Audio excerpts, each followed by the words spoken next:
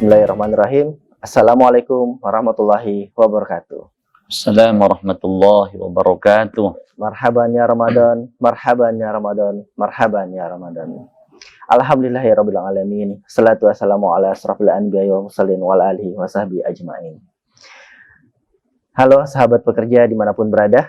Kali ini kita bertemu kembali dalam acara podcast Ramadan Karim BP Jam Sostek. Dan kali ini kita bersama saya Jaya Suwarja dari kantor wilayah Sulawesi Maluku yang tepatnya berada di kota Makassar.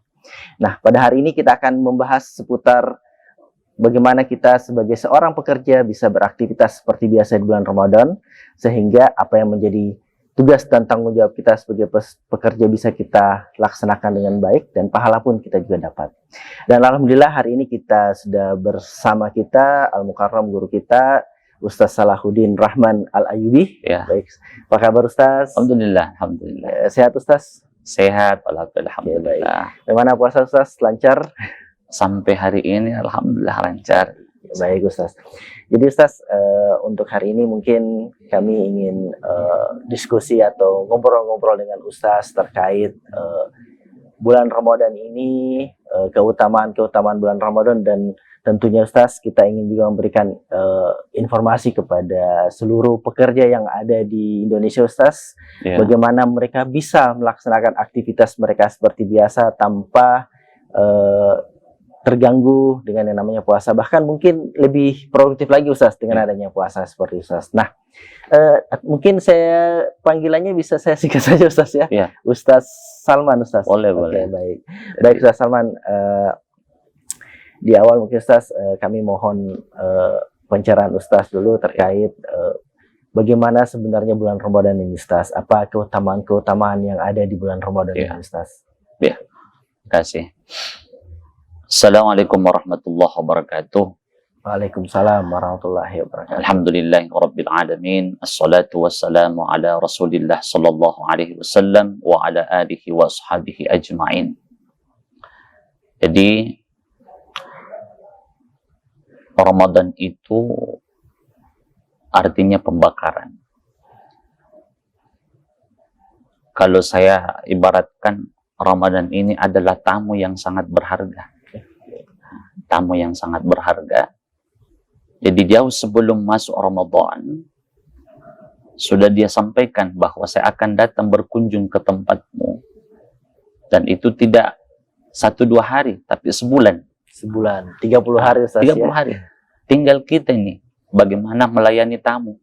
Apakah hari pertama, hari kedua, hari ketiga sama, atau nanti hari ke-7 ada hal yang berbeda dari segi tingkah laku kita, pelayanan kita.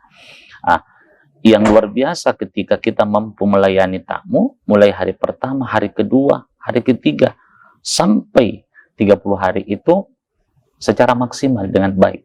Tentunya tamu ini merasa sangat disanjung, sangat dihargai, dan tentunya tamu ini bukan sekedar tamu yang tangan kosong dia bawa, tidak, tapi membawa banyak oleh-oleh. Oleh-oleh itu yang disebut dengan keutamaan. Apa oleh-olehnya? Rahmat. Apa oleh-olehnya? Ampunan. Apa oleh-olehnya? Berkah. Jadi semuanya ada.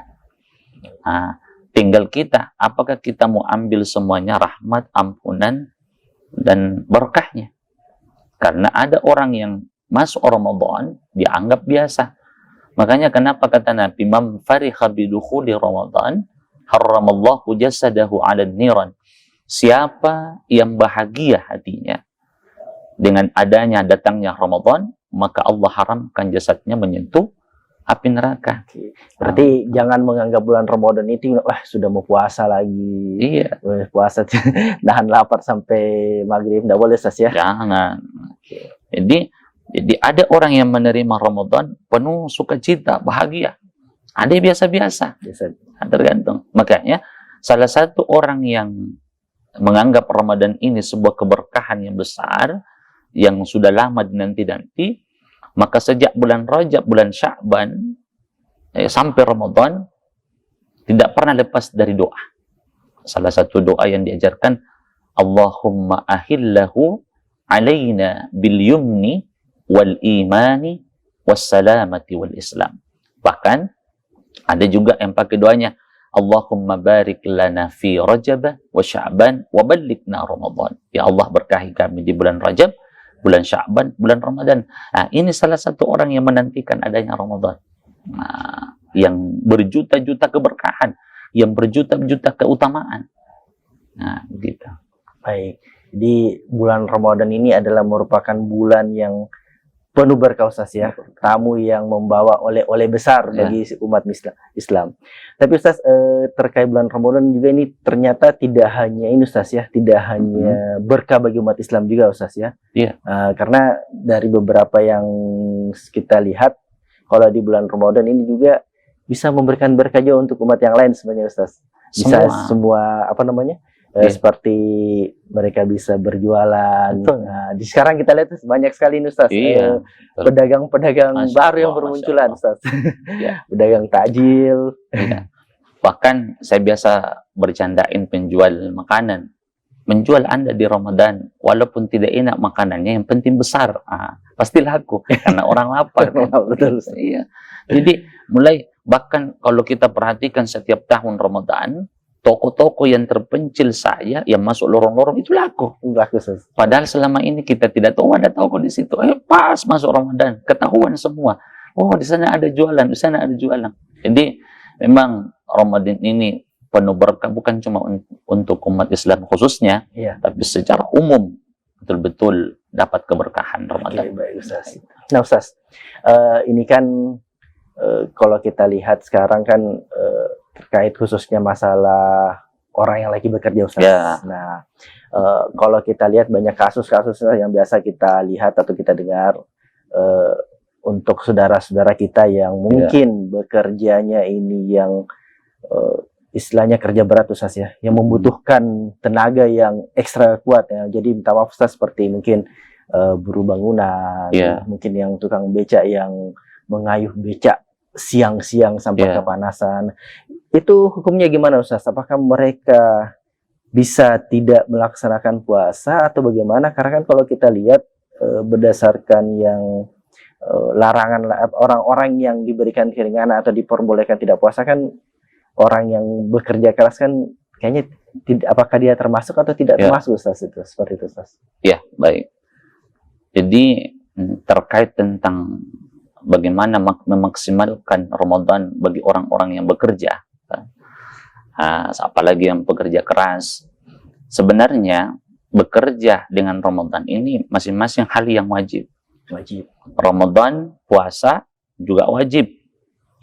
Kemudian bekerja wajib karena tanggung jawab untuk menghidupi keluarga. Ya betul Ustaz. Kalau tidak bekerja kasihan keluarga di rumah Ustaz. Tapi jangan dijadikan pekerjaan itu jangan dijadikan puasa Ramadan itu sebagai sarana untuk malas kita bekerja. Ya.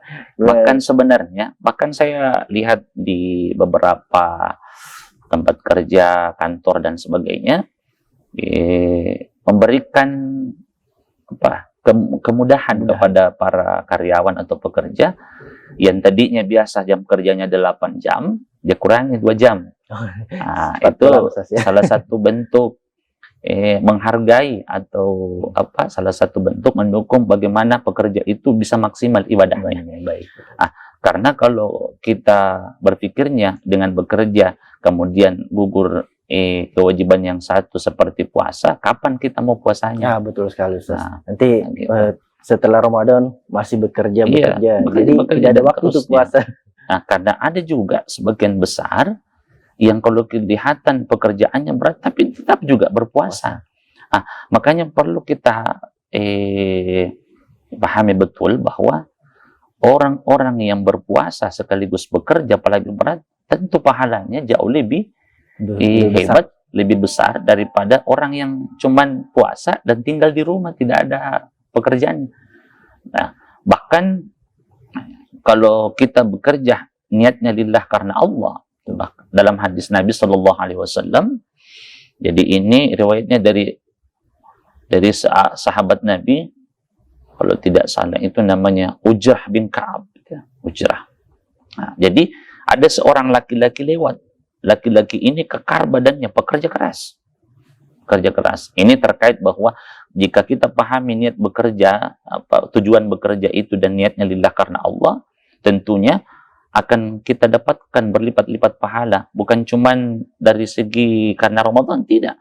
Karena memang bekerja itu pahalanya besar, apalagi ditambah di bulan Ramadan sambil puasa bekerja. Kali-kali lipat Masya Allah. pahalanya. Jadi saya lanjut ya. Jadi ada seorang laki-laki lewat, sahabat juga melihat. Itu kan masih zaman peperangan berjihad di jalan Allah. Sahabat mengatakan, "Weh, orang ini luar biasa besarnya badannya, kuatnya bekerja. Lau kana hadza fi sabilillah." Seandainya dia berjihad di jalan Allah seperti kita, justru lebih besar pahalanya. Maka disitulah Nabi menjelaskan bahwa berjihad di jalan Allah itu bukan cuman berperang seperti kita, bahkan yang bekerja sungguh-sungguh lillah karena Allah untuk menghidupi keluarga, orang tua yang sudah uzur, dan untuk diri supaya tidak jadi peminta-minta dan sebagainya, dan tidak merepotkan orang lain, bahkan pahalanya sama jihad. Jadi bayangkan kalau puasa Ramadan berkahnya, pahalanya besar, ditambah lagi pahala jihad, Masya Allah. Sudah luar biasa itu.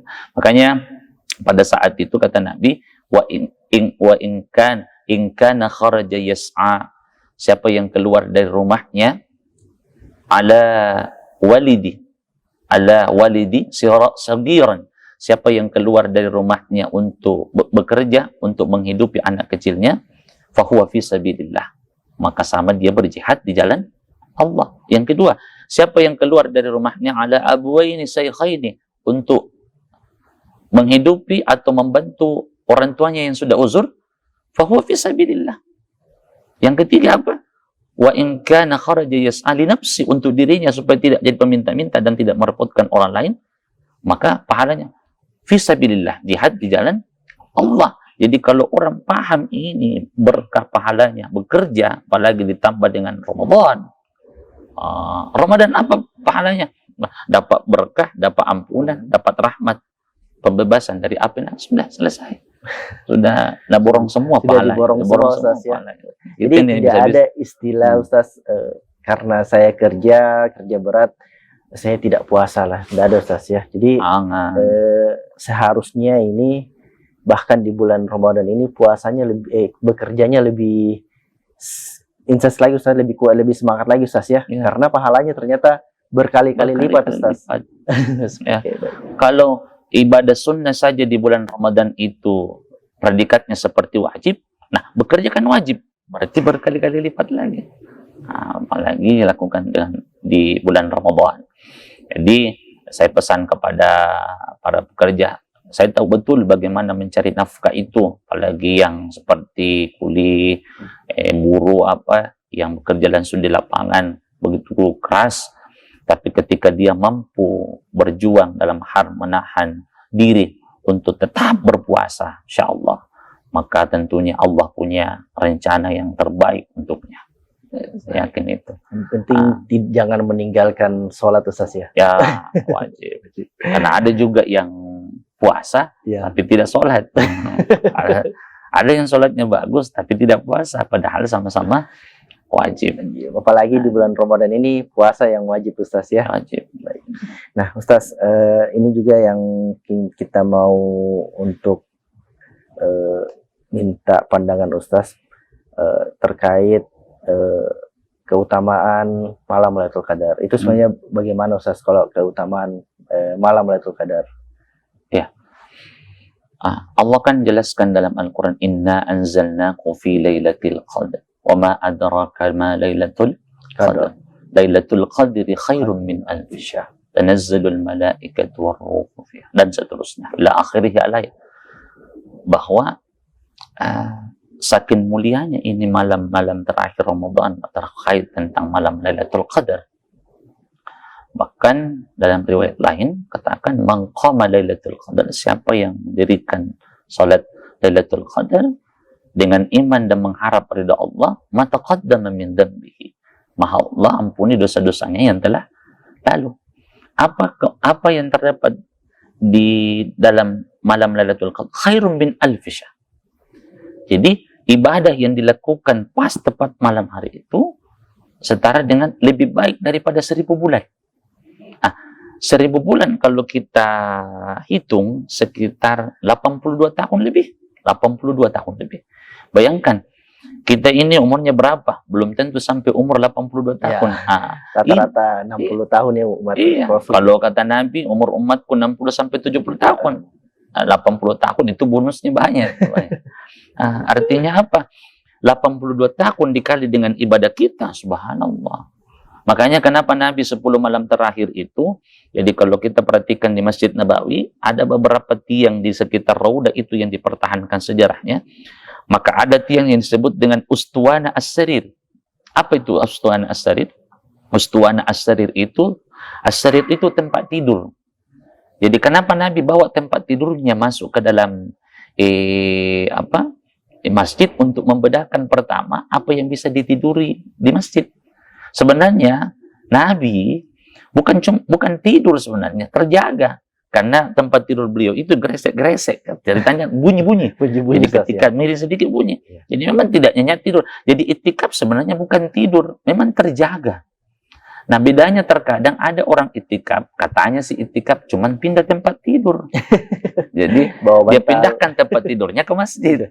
Bangun nanti sahur. Nah, padahal bisa kita isi dengan apa? Duduk-duduknya kita dalam masjid, walaupun tidak ada zikir, tidak mengaji, tetap dihitung itikaf. Lalu bagaimana dengan yang bekerja? Ya, itu Ustaz. Karena kan pagi sampai sore bekerja, bahkan mungkin ada yang pulang malam. Ya. Terus bagaimana mereka bisa menjaga pekerjaannya di pagi hari ketika harus itikaf di masjid, supaya dia juga bekerja secara maksimal. Kalau misalkan dia dikhawatirkan itikaf malah pekerjaannya tidak maksimal seperti Ustaz. Jadi kira-kira bagaimana Ustaz untuk yang seperti ini Ustaz, biar pekerja juga bisa semangat untuk melakukan itikaf di masjid. Betul. Jadi sebenarnya sempurnanya itikaf itu kan kalau malam memang tidak tinggalkan masjid. Bahkan dalam riwayat habis mandi pun bersisir, Nabi keluarkan kepalanya di jendela, karena kan Masjid Nabawi dengan kamarnya Nabi kan satu tembok. Jadi keluarkan dalam riwayat di jendela kamarnya, kemudian disisirkan oleh Aisyah, istrinya beliau. Artinya memang beliau tidak tinggalkan. Nah, bagaimana dengan orang yang punya aktivitas sebenarnya? Bagaimana? Apakah bisa juga dapatkan? Kalaupun kita tidak bisa sempurna, minimal kita dapatkan sepertiganya. Maka ada pun teman-teman atau yang bekerja, karena dia mungkin tidak bisa full karena siangnya bekerja, maka dia ambil di malam hari, walaupun mungkin tidak sampai bermalam, tapi minimal dia qiyamul lail, salat tahajud di masjid. Sambil itu mungkin setelah sahur pulang lagi. Makanya ada ulama, salah satu ulama yang termasuk guru saya itu, saya pernah bincang sama beliau, Haji almarhum Dr. Mukhtar Hussein, kata beliau, kalau mau kita dapatkan pahala itikaf di 10 malam terakhir itu, bahkan bukan cuma 10 malam terakhir, mulai sejak saat ini, awal setiap kita masuk di masjid, maka selain baca doanya Allahumma ftahli abwaab rahmatika, maka niat dalam hati, nawaitul itikaf lillahi ta'ala, saya niat itikaf lillahi ta'ala. Jadi kita menunggu waktu sholat juga dihitung itikaf, kata beliau. Kita misalnya mengaji sambil menunggu waktu sholat juga dihitung itikaf. Jadi bukan cuman sekaligus, jadi kita bisa curi-curi waktunya. Artinya apa? Bukan memudahkan, tidak. Tapi karena mungkin kita tidak bisa full, maka jangan juga dilewatkan semuanya. Minimal ada juga kita percikan-percikan dari 10 malam terakhir itu kita dapatkan. Jadi minimal niat karena lillahi ta'ala. Saya mau melaksanakan Ustaz. Betul. Jadi setiap masuk di masjid, niatkan saya niat itikaf lillahi ta'ala. Jadi walaupun duduk sebentar, kita dihitung itikaf. Itu kata beliau, kata Kiai Haji Dr. Mukhtar Hussein almarhum. Baik, luar biasa Ustaz. Luar biasa sekali Ustaz untuk penjelasannya Ustaz. Jadi sahabat pekerja, itu tadi sedikit penjelasan dari Ustaz. Mudah-mudahan apa yang disampaikan oleh Al-Ustaz kita bisa menjadi penambah ilmu kita terkait keislaman kita, sehingga bisa meningkatkan keimanan dan ketakwaan kita kepada Allah Subhanahu wa taala.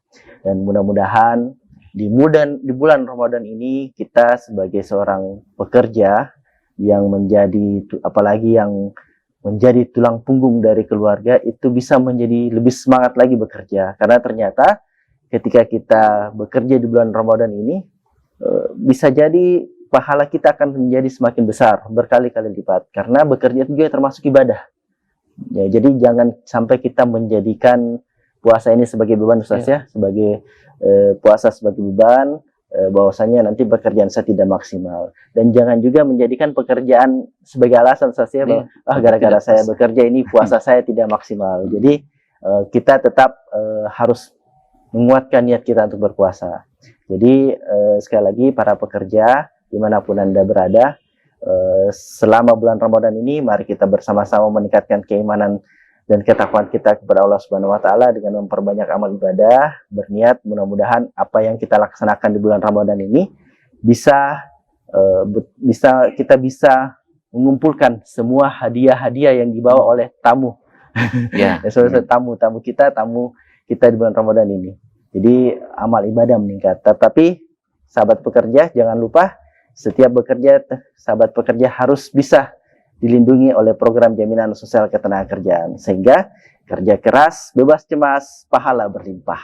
Baik, sekali lagi terima kasih. Assalamualaikum warahmatullahi wabarakatuh. Waalaikumsalam warahmatullahi wabarakatuh.